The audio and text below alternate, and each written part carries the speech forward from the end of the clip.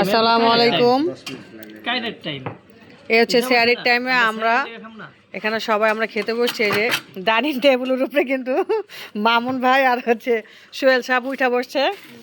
তো এখানে এই যে খাওয়া দাওয়ার আয়োজন চলতেছে। এই যে হচ্ছে আমার বড় বোন, সে আর কি ভিডিও করার জন্য পাগল হয়ে গেছে। দেখেন কেমন করতেছে, ওরে খাইছে আমার।